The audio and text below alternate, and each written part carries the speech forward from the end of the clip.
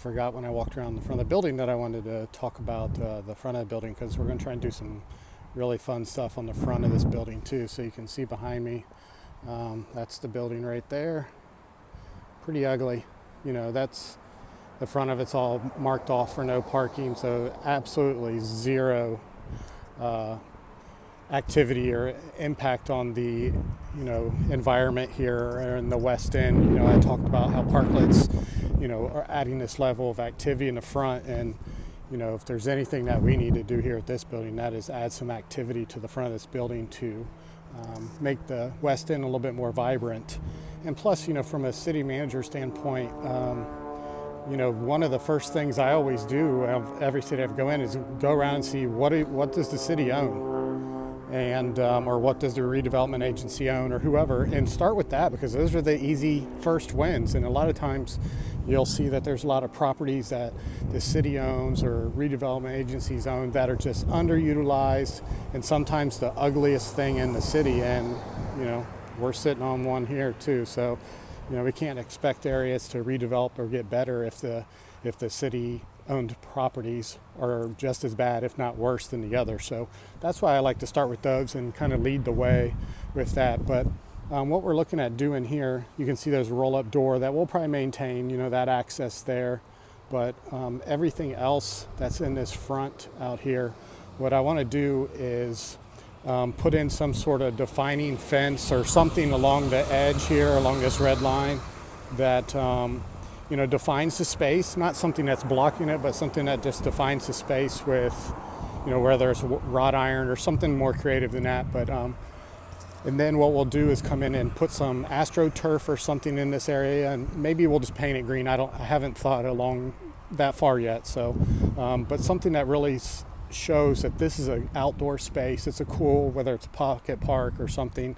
We'll string up a bunch of those Edison bulbs across the top, just like we're going to do in the back of the art park, just because that adds a certain element of coolness to every area. Every successful, beer garden or outdoor space, you always see those, and that's what we're going to do here. And then I also want to encourage the use of the space. So in order to do that, we're going to add different elements that allow people to sit here. So maybe they want to take their lunch break here. Maybe we have an event. Maybe they're part of the building and they just want to come hang out. It's just something that's going to add more element of activity and people, just like the parklets that I explained yesterday how they do. So we're going to do that here too. And the one cool thing that I was looking at for this space, and I really hope we can pull it off, is there's a company, they're Norwegian or somewhere over in that part of the world. They've created these oversized tulips. So from a distance, they just look like monster tulips. And no, I mean, are tulips popular in Sand City? No. Is sand? Yeah. But tulips aren't.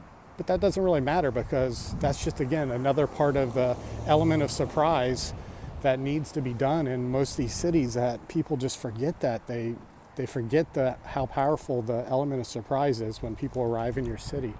So we're going to hopefully install these giant tulips. They have some that actually glow at night, so that's the kind that I'm hopeful that we can get.